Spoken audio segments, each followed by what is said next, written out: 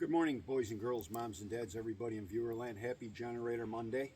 I run my generators every Monday, so that's like 4 times a month. You should be running your generator at least twice a month. Charge your battery, move the juices around, run some fuel through the fuel system so it doesn't gel up and mess up on you. Speaking of gelling up, we've gone over this before, but you don't want to use ethanol. Ethanol is bad. You want to use non-ethanol fuel in your generators and your lawnmower and all your small motors. You don't want to use ethanol because that just messes everything up and rots out fuel lines and does all that bad stuff. So always be sure to do that. Prior to pushing my generator out today, I checked the oil, and the oil is good at a good level. And after I run it, and it sits for a couple minutes, I always check it too. So after the last run, I did check it, but just out of habit, I checked it again this morning, and that's important. So I put a quart of gasoline into my unit just because it's going to run for the 15 minutes that it'll let it with the quart of gasoline in it. You'll notice I have a board here. When I run the generator, I always have it level when it's filled up.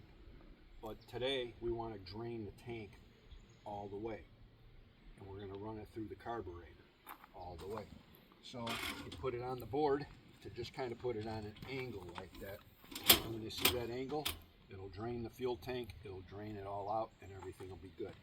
But if you run it every week or two, you won't have any issues with your fuel system. You can't just push these in a corner and expect them to start if you don't take care of them. The other thing is that your battery may go bad, and you'll hear your generator running weird. It'll be running differently, and then it eventually won't start with the electric start. But if you hear your generator sputtering and all that stuff, these batteries are good for about two years, and then you're going to want to obtain another one. So I have the petcock already open, and I'm going to turn on the battery power. Over here, go to full choke.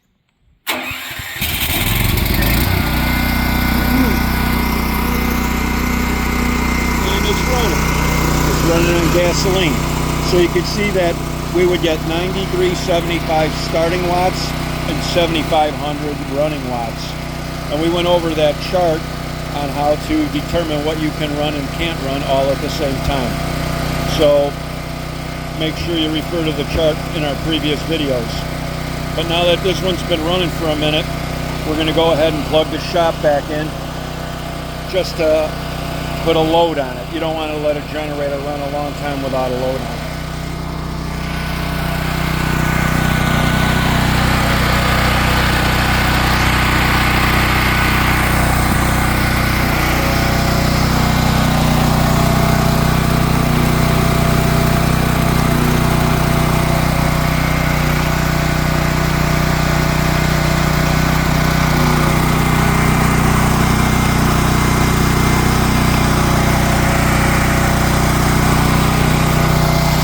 So we're going to let that run with that little bit of load on it. You'll hear it stutter and sputter and not running right eventually when the fuel's running low. And then you want to make sure that you turn off the load. You want it to have a load off before it shuts off.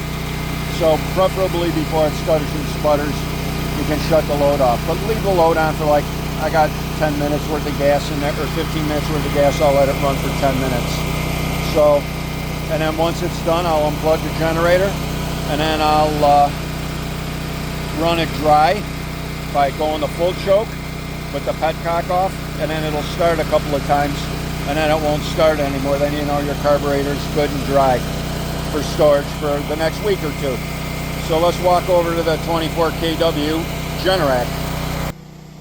Okay, boys and girls, so you see we have our green light showing that it was good on its last run for the self-diagnostic, and it also sends a link with the mobile link to my phone. It texts me and lets me know that it ran, it's exercising, and everything's good, and then it sends you email too. But you notice we got our windows closed today so we don't get CO in the house. You never want to run a generator near open windows or doors. Always have working CO alarms and smoke alarms, battery backup in a power failure. You want to make sure that you have that. So This baby will be firing up quickly here.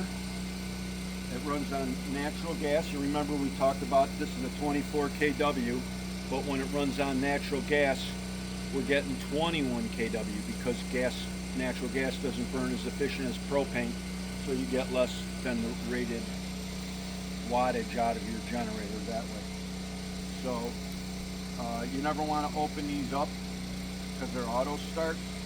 When you open them up and take the cover off, you don't want to do that. You want to make sure that you push the red stop button before you take the cover off and go putting your hands inside the unit. You can check the oil, that's okay, but I even stop it to do that. So make sure you push the stop, the side light will be red, and then you can do your maintenance. So now it's starting up. She's going to run for 5 minutes.